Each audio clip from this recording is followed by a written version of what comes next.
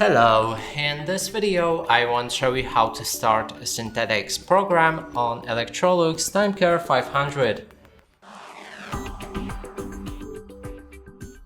To do this, first we'll need to turn this knob into the synthetic program.